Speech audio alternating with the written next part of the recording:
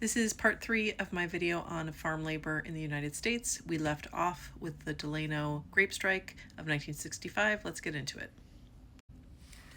The Delano grape strike was successful due to the unified organizing of the Filipino and Mexican workers who united under the banner of the United Farm Workers, and also due to the successful boycott of table grapes. They were striking because the grape growers did not want to pay them the same wage that they were paying the braceros, and the farmers tried to go around the union strike by hiring other farm workers at that lower rate, and they were able to successfully lobby average people in the US, specifically in California, not to buy table grapes that season, and the boycott was effective, and the strikers got what they wanted. So the United Farm Workers Union made a lot of progress in the decade after the Delano grape strike, but union organizing in general really fell off in the 1970s, and after 1970, union participation from 1975 until now, union participation among farm workers has dropped 90%. Now, why would that be?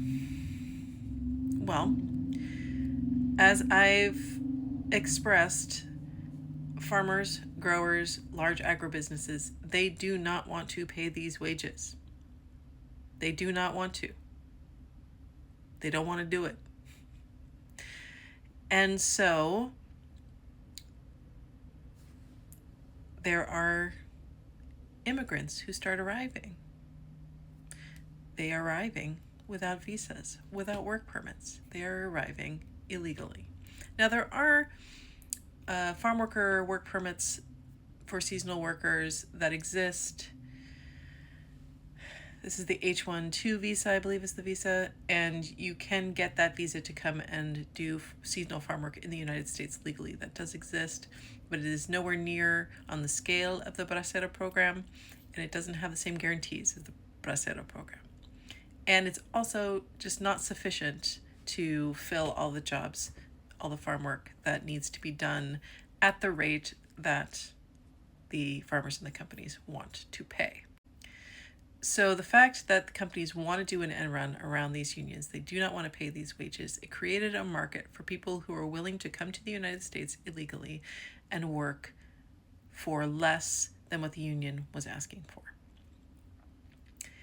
This benefits businesses, it benefits corporations, it benefits people with money who do not want to pay to have work done. That's who benefits from illegal immigration. The other group that benefits from illegal immigration are the average citizens who don't have to pay what it would actually cost to pay someone a living wage to pick that tomato. And there have been a lot of farm worker strikes in Florida over the wages that are paid to the tomato workers there and the conditions that they work under. So this is a specific example. Most people in the United States do not want to pay what it actually costs to pay someone a living wage to pick that tomato and to have them work under safe working conditions. We do not want to pay. And so we, as a society, started to import workers en masse. And they would come in and they would work for the lower wages, and they would not have the protections that were there under the Bracero program, and they would not have the protections that the union was fighting for, and so they were ripe for exploitation. And this was an era when the number of undocumented workers started to climb and climb and climb and climb and climb. And it climbed because there was a demand for labor and pressure from corporations and also from consumers to keep the prices low, keep the wages low, and a whole society turning a blind eye to the fact that these workers were coming here with no protections because it benefited all of us. So I need us to be really, really clear that when the right is trying to paint undocumented immigrants as somehow individual criminals, they are a part of the way our whole society operates and the way our society has been built on their exploited and unprotected labor. So in the 70s, the union isn't able to organize as well.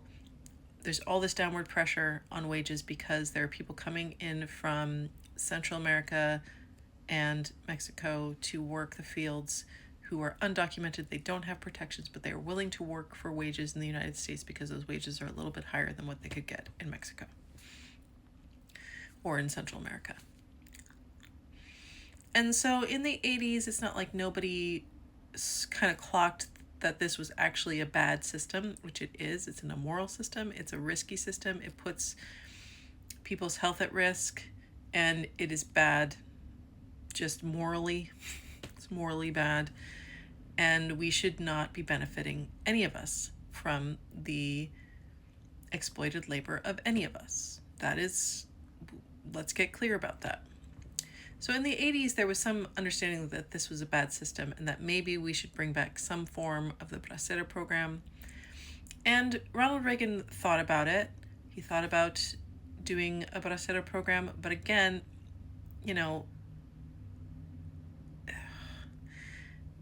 these folks are real racists, so they don't want people to come and stay. They just want people to come, pick their grapes for almost no money, and go home. They don't want people to stay. They don't want them to see the benefits of their labor. So Ronald Reagan did take advantage of a moment when people were kind of looking at the status of the undocumented immigrants and saying, you know what, this is bad, we shouldn't have this. And so he granted an amnesty to about 4 million immigrants who were in the country illegally at that time. And they were able to get their green cards and stay permanently, become permanent residents. And a lot of them got their citizenship, and they are part of the country today, and those folks are still voting Republican, by the way. But it didn't solve the problem of the market. There was a market for this labor. It didn't solve the problem of the people who kept hiring people, or who would rather hire people who were here illegally, who did not have worker protections. And this type of undocumented worker started to show up in all sorts of different industries where there were corporations who were like, hey, seems like the farmers are onto something. And suddenly you had groups of undocumented immigrants who were working at slaughterhouses, who were working at factories, who were building houses during the housing boom. And the peak of illegal immigration in the United States was 12 million, the number of people who were here undocumented, and that was during the housing boom. So they were here building houses. Since then, the numbers have fallen a bit, but there are still 11 million undocumented people in the United States. And the thing is, at this point, because we have not fixed this broken immigration system, a great many of the people who are here who are undocumented are second and now possibly third generation people whose parents came here undocumented and they stayed and they made lives for themselves here and they had their kids here. And maybe they brought their small children with them. And those small children are now adults, and they're college professors, they're nurses, they're firefighters. They are citizens in all but name. They are citizens in every way that matters except for the piece of paper.